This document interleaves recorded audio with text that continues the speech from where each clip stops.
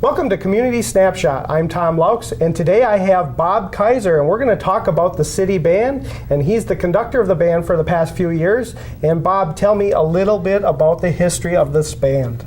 Well, we are celebrating our 150th year, as best we can determine it, for the Wisconsin Rapids City Band.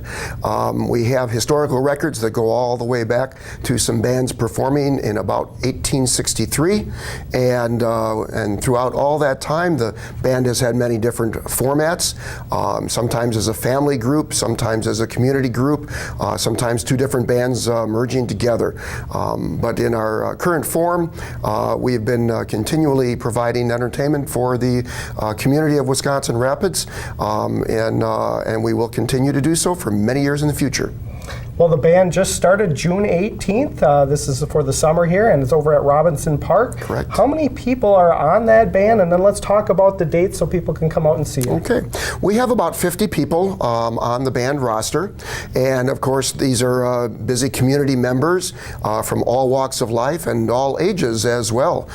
We have people from all the way sophomores of high school up to octogenarians in the band.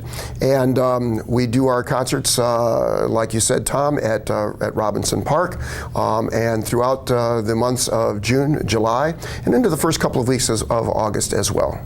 Well, let's talk a little bit about the music that you guys play. There's quite a few different tunes that you play. You play for almost an hour out there. Let's talk about some of the pieces. Well, we have many fine traditions with the band, which include many marches, and of course several by John Philip Sousa, the March King himself. We always do Broadway show tunes, and we always have a grand tradition of having a waltz and a polka on every concert. And sometimes we even get some people out dancing. Well, let's talk a little bit about the funding. You got to have money to operate. How does that work? That's right.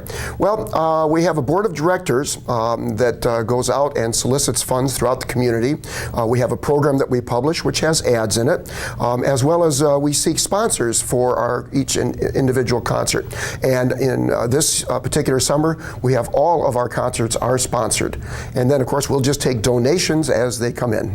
Well, the donations can be held right at the concerts, right?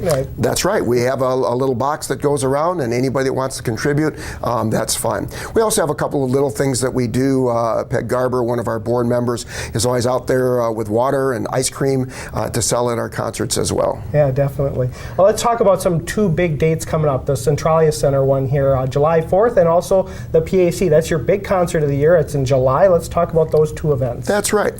For many years, the band has performed for the 4th of July prior to the fireworks, and we do that right outside the Centralia Center, facing down towards the river, and which is a great place to watch the fireworks. So we usually have people that will come out there, sit, enjoy a wonderful concert of patriotic music, and then stick around for the fireworks. Well, if it's raining out, you always do play, rain or shine. You could go to the PAC on the Tuesday nights, or the one here, hopefully on the 4th of July, we could come right into the Centralia Center. That's right. We can work with the community theater people and use the Mead Auditorium. Alrighty.